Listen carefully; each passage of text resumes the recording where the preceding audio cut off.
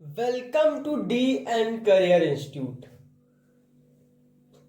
पिछले वीडियो में हमने क्या बात की थी?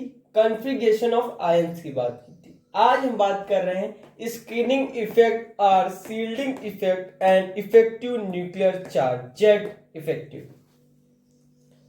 जैसे कि हम मान लेते हैं कि आप एक बहुत बड़े वीआईपी बन गए, मतलब वेरी इंपॉर्टेंट पर्सन। तो आपकी सुरक्षा के लिए ये 4 प्रकार से एक बॉडीगार्ड सिक्योरिटी आपके लिए लगी है, ठीक है। इसको हम मान लेते हैं एस, इसको हम मान लेते हैं डी, इसको हम मान लेते हैं पी, इसको हम मान लेते हैं डी और इसको हम क्या मान लेते हैं एफ।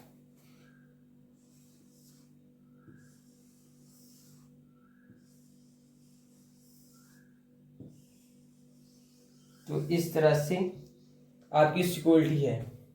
तो यहां पे आप एक टेररिस्ट आता है, ठीक है, उसको क्या रहता है, आपसे बचाना रहता है। तो इसमें सबसे ज्यादा जो शील्डिंग होगी, जो आपको सबसे ज्यादा बचा सकता है, वो कौन?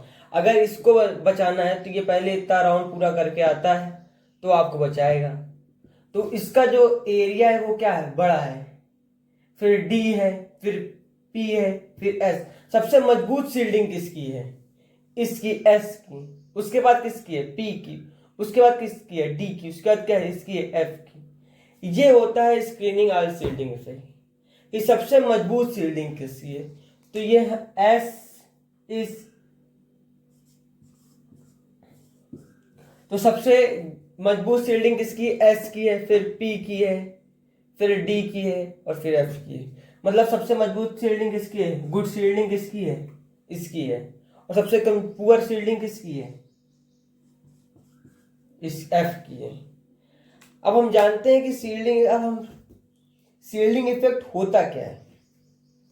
ये हमको पता चल गया है कि इसको हम शील्डिंग इफेक्ट कहते हैं। नाउ राइट डाउन कर लीजिएगा इसको। Now what is shielding effect? Total repulsion by the inner electron on the outermost electron is known as screening effect or shielding effect or sigma। इसको सिग्मा से भी denote करते हैं। मतलब जो टोटल रिपल्सन इनर सेल से outer most shell की तरफ हो उसे हम क्या बोलते हैं? स्क्रीनिंग इफेक्ट और shielding effect. Total attraction by the nucleus after removal of the total repulsion from the total attraction by the nucleus is known as effective nuclear charge। इसको हम क्या बोलते हैं? Z effective. मतलब total attraction by the nucleus after removal of repulsion from the total attraction by the nucleus is known as nuclear charge Z effective। now इसे write down कर लीजिएगा। Z effective equal to Z minus sigma होता है। Z क्या होता है? Total attraction होता है। और सिग्मा क्या होता है? Repulsion by inner electron. Now it is clear. अब calculation of Z effective are sigma Slater rule. तो for s n p block element for n s n n p electron, ये सारे पॉइंट्स बहुत important हैं calculation के लिए। First write the electronic configuration according to increasing value of n. देखिए, जो मैंने पहले इलेक्ट्रॉनिक कॉन्फ़िगरेशन किए होंगे वो इंक्रीजिंग वैल्यू ऑफ एन से नहीं किए। किस वजह से? 1s2 2s 2p 3s 3p 3d फिर 4s। लेकिन इस पहले उसमें क्या आता था? 4s आता था, फिर 3d आता था। लेकिन जब हम इंक्रीजिंग वैल्यू ऑफ n से करेंगे तो 3d पहले आएगा, फिर 4s आएगा, फिर 4p आएगा, फिर 4d आएगा, फिर 4f आएगा, फिर 5s आएगा, फिर 5p आएगा, 5f आएगा, 6s आएगा।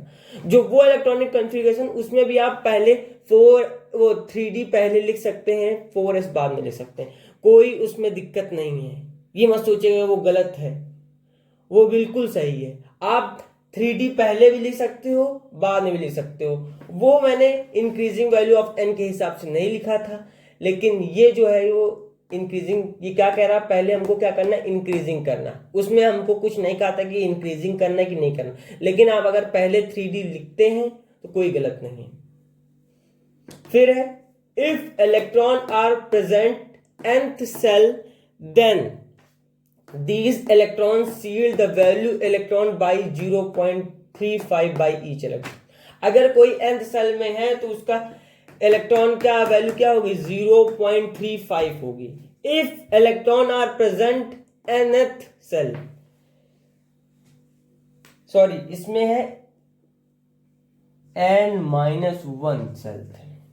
If electron are present in n-1 cell then these electrons sealed the value electron by 0.85 by each electron। अगर nth माइनस सेल है तो उसकी वैल्यू क्या होगी, 0.85। ये सारे पॉइंट राइट डाउन कर लीजिएगा, ये सारे पॉइंट इंपॉर्टेंट है। एक और पॉइंट है, डी पॉइंट है, n-2, n-3 and so on cell electron seal the electron by 1 by each electron। जो n-2 और n-3 और भी जो सेल हैं उनका इलेक्ट्रॉन कितना होगा, वैल्यू 1 होगी। Is that clear? यहां पे सील द वैलेंस इलेक्ट्रॉन है।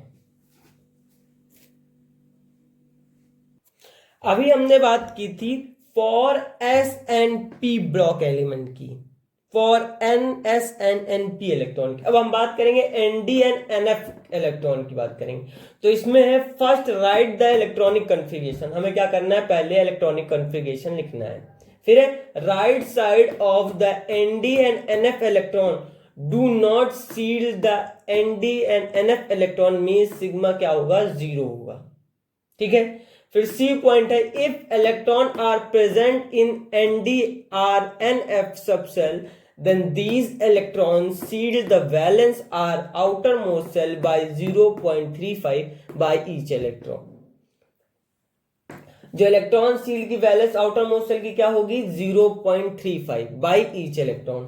all the left side electron of nd or nf subcell seal the valence electron by 1। जो सारे लेफ्ट साइड के nd और nf के सेल होंगे इनका वैलेंस इलेक्ट्रॉन कितना होगा, 1 होगा। अब हम कुछ क्वेश्चन करके देख लेते हैं। अब हम बात कर रहे हैं क्लोरीन का, तो इसका इलेक्ट्रॉनिक कॉन्फ़िगरेशन क्या होता है, 1s2 2s2 2p6 3s2 3p6। हमें जो सारे उसमें पॉइंट्स दिए हैं उसी हिसाब से इसको लेकर चलना है। तो इस पहले ऑर्बिटल में कितने बने, 2 इलेक्ट्रॉन, दूसरे ऑर्बिटल में 2 इलेक्ट्रॉन, तीसरे ऑर्बिटल में 6 इलेक्ट्रॉन, फिर फोर्थ वाले में 2 इलेक्ट्रॉन, फिर फिफ्थ वाले में 5 इलेक्ट्रॉन। हमें निकालना है क्या है, 3s और 3p का निकालना है। तो ये 3s 3p का निकालना है, तो ये क्या हो जाएगा, देखिए इस हिसाब से होता है ऐसे। तो 1s2 का क्या होगा, 2 into 1, फिर 2s2 का क्या होगा 6, तो 8 into 0.85, फिर 3s2 क्या होगा 2 into 0.3, फिर इसका कितना होगा 4 into 0.3 into 0, तो 4 प्लस 2 करेंगे 6, तो 6 into 0.35 का हो जाएगा। और इसमें क्या है 8 into 0.85, और इसका कितना है 2, तो सिग्मा की वैल्यू कितनी आ जाएगी 10.9 आ जाएगी। और क्लोरीन का एटॉमिक नंबर कितना होता है 17, तो जेड इफेक्टिव कितना हो जाएगा 17 माइनस 10.9। Is that clear? तो इसका आंसर कितना आ जाएगा 6.1। ओके। अब हम बात करते हैं सिग्मा 2s2p की, तो 2s2p की बात करेंगे।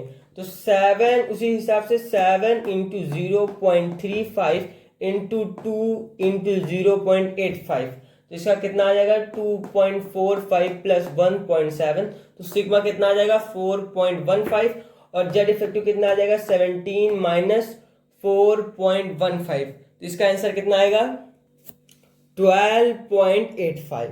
अब हम इसी तरह कैल्शियम का निकालते हैं। देखिए अगर कैल्शियम का निकालना तो इसका इलेक्ट्रॉनिक कॉन्फ़िगरेशन कितना होगा 1s2 2s2 2p6 3s2 3p6 4s2। ठीक है, तो सिग्मा 4s का हमें निकालना, तो 1 into 0.35 plus 8 into 0.85 plus 10 into 1 तो ये कितना आ जाएगा 17.15 और सिग्मा 3s3p का निकालेंगे 7 into 0.35 plus 8 into 0.85 plus 2 into 1 जो आएगा वो क्या आएगा सिग्मा है sigma 2s/2p 7 into 0.35 plus 2 into 0.85 तो क्या आ जाएगा सिग्मा सिग्मा आ जाएगा। उसके बाद हमें क्या करना है इसके इलेक्ट्रॉनिक कन्फिगरेशन से इसको माइनस कर देना है तो वो आ जाएगा जेड इफेक्टिव आ जाएगा। Is that clear? अब बेरिलियम का एटॉमिक नंबर कितना है 4 है तो 1s2 2s2 ये इलेक्ट्रॉनिक कन्फिगरेशन हुआ। इसका एटॉमिक नंबर कितना है 4 है तो 1 इंटू 0.35 करेंगे तो कितना आ जाएगा 0.35 फिर क्या करेंगे 0.85 इंटू 1.70 ये क्या है ये nth सेल है और ये क्या है n माइनस सेल है। मैंने क्या कहा था आपको वो पूरे पॉइंट को अच्छे से समझना है। फिर इफेक्टिव क्या निकलेगा देखिए इसको और इसको दोनों को प्लस करेंगे तो क्या आएगा सिग्मा आएगा और इस सिग्मा को और इससे माइनस करेंगे तो कितना आएगा 1.95। सिमिलरली आप फिर उसको बोरान को करेंगे तो बोरान का क्या आ जाएगा 1s2 2s2 2p1 atomic number कितना आ जाएगा 5 आ जाएगा। तो उसका ये क्या आ जाएगा 2 आ जाएगा 2 इंटू 0.35 ये सिमिलर रहेगा 0.85 इंटू 2 हो जाएगा तो उसका आंसर कितना आ जाएगा 2.40 और जेड इफेक्टिव कितना आ जाएगा 2.60। फिर उसके बाद बोरान के बाद कार्बन आता तो कार्बन कितना 1s2 2s2 2p6 फिर उसके बाद क्या आएगा 1 2 फिर 3 इंटू 0.35 इक्वल टू क्या आएगा 1.05 फिर 0.85 से कर देंगे तो 1.70 फिर 2.75 3. फिर कार्बन क्या आता है नाइट्रोजन आता है तो नाइट्रोजन के यहाँ क्या हो जाएगा 4 हो जाएगा। फिर नाइट्रोजन के बाद क्या ऑक्सीजन क्या हो जाएगा 5 हो जाएगा। फ्लोरीन क्या हो जाएगा 6 हो जाएगा। फिर नियॉन क्या 7 हुआ तो 1s2 2s2 2p6 एक तरह से मैं आपको ट्रिक बता दे रहा हूँ तो 7 इंटू 0.35 तो 2.45 आया। फिर 0. ये तो सिमिलर ही रहेगा इसको ऐड करेंगे क्या आ जाएगा 4.15 और इससे इसको माइनस कर देंगे तो क्या आ जाएगा 5.85 आ जाएगा। इससे इसको माइनस करेंगे इसको इससे माइनस करेंगे तो क्या आ जाएगा 5.85 आ जाएगा। अब मैं उसके सारे पॉइंट लिख देता हूं आप राइट डाउन कर लीजिएगा।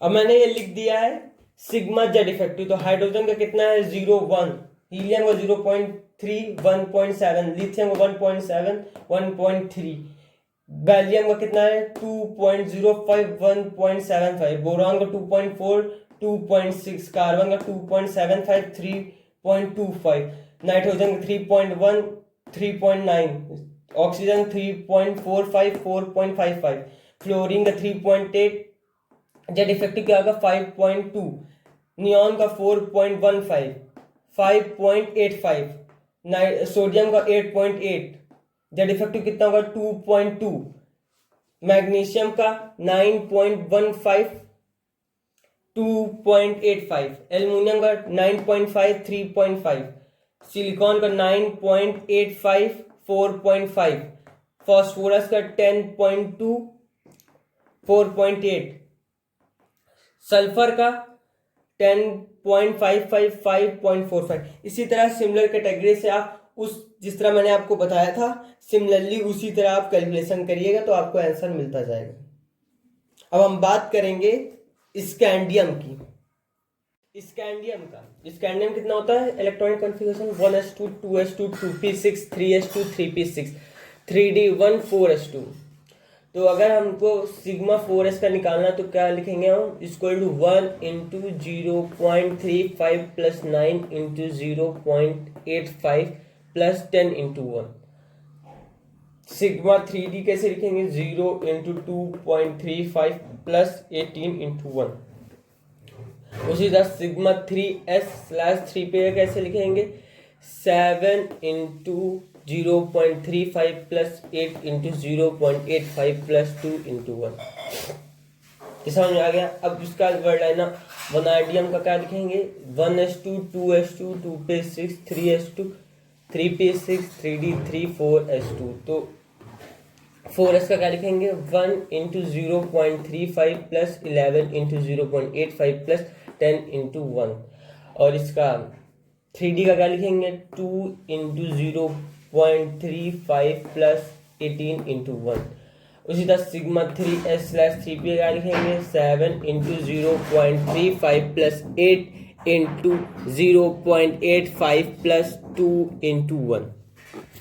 इसी तरह हम क्रोमियम का भी लिखेंगे। क्रोमियम का क्या हो जाएगा 1s2 2s2 2p6 3s2 3p6 3d5 और 4s1।